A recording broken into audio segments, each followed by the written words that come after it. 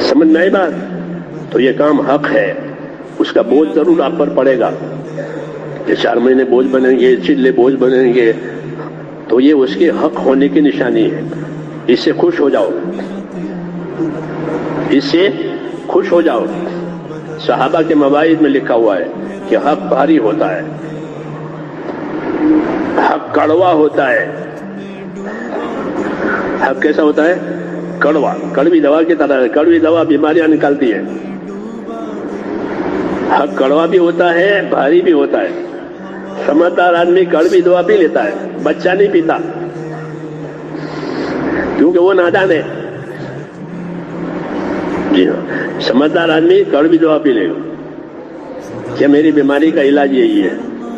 تو فرمایا کہ حق کڑوا بھی ہوتا ہے اور بھاری بھی ہوتا ہے. کیا مطلب ہے؟ کہ صبر کرو تاکہ حق زندگی میں آ جاوے. مسلمانوں کی زندگی میں آئے گا تو ماحول میں بھی آئے گا، دنیا میں آئے گا.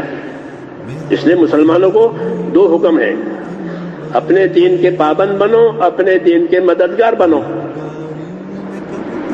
ہم پر 2 حکم ہیں کہ اپنے دین کے پابند بنو، ایمان کے، نمازوں کے، عبادتوں کے، اخلاق کے پابند بنو، اور اپنے دین کے مددگار بنو کہ یہ چیزیں دنیا میں پھیلے. اس کی محنت بھی کرو.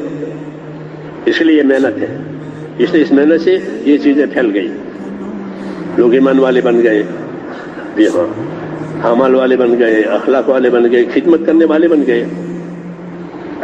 خدمت کرتے ہیں، ڈاکٹر بھی ہیں اور خدمت کرتے ہیں مریضوں کی. ایسے ڈاکٹر ہیں. ورنہ تو کمانا تو خیر ہے ہی، لیکن وہ خدمت بھی کرتے ہیں. ہمارے ایک دوست کہ وہ ڈاکٹری بھی کرے، وہ کہا کہ میرے پاس ٹی بی کا مریض آیا، آخری اسٹیج پر تھی اس کی ٹی بی. بتایا بچے گا نہیں، لیکن غریب مسلمان ہے تو میں نے اس کو دوائی بھی دی اور پیسے دیے. پیسے کیوں دیے؟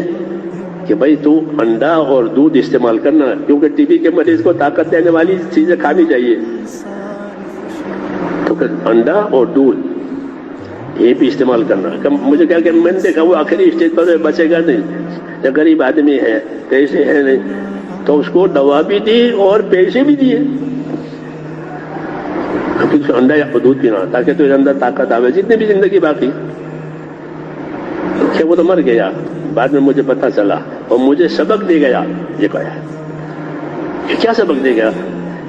کہ سبق یہ دے گیا کہ بعد میں مجھ کو معلوم ہوا کہ میں نے اس کو انڈے دودھ کے جو پیسے دیے تھے اس کے گھر میں تو راشن کے بھی پیسے نہیں تھے. تو اس نے اپنے بچوں کو وہ دودھ انڈے کے پیسے راشن میں دے دیے، وہ دودھ انڈے بغیر مر گیا. تو مجھے یہ پچھتاوا چھوڑ گیا کہ میں نے اس کو زیادہ پیسے کیوں نہیں دیے. یہ ڈاکٹر،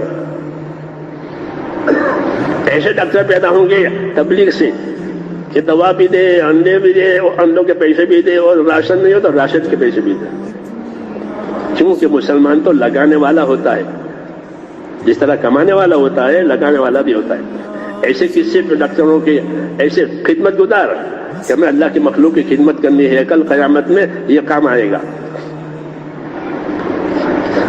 کہ اللہ بندے کی مدد میں ہوتا ہے جب بندہ اپنے بھائی کی مدد میں ہوتا ہے. حدیثوں میں نہیں کہ بندہ جب اپنے بھائی کی مدد میں ہوگا تو اللہ اس کی مدد میں ہوگا. تو اللہ کی مدد لینے کا یہ طریقہ ہے اخلاق. اس کو اخلاق کہتے ہیں کہ ہماری جان مال سے دوسروں کو فائدہ ہو جاوے. ایسے ڈاکٹر پیدا ہو رہے ہیں، ایسے آفیسر پیدا ہو رہے ہیں. اللہ کا مطلب اس کام سے زندگی پلٹ رہی ہے. وہ ڈاکٹر بھی ہے، وہ آفیسر بھی ہے، اپنے عہدے پر بھی ہے.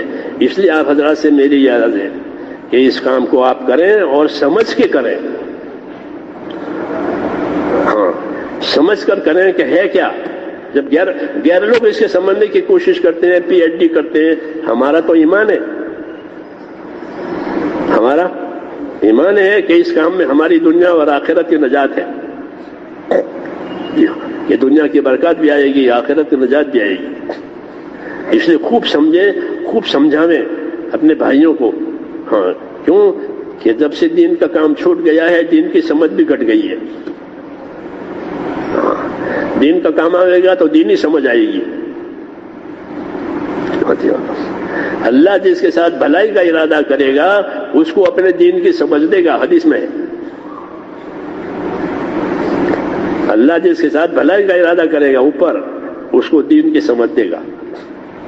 اس لیے اللہ سے دین کی سمجھ مانگے. جی ہاں.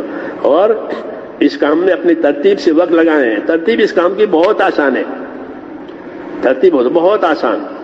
لاکھوں آدمی چل رہے ہیں, ترتیب مشکل ہوتی تو کیسے چلتی؟ ہاں ترتیب پر آ جائیں گے تو پھر وقت لگنا بھی آسان.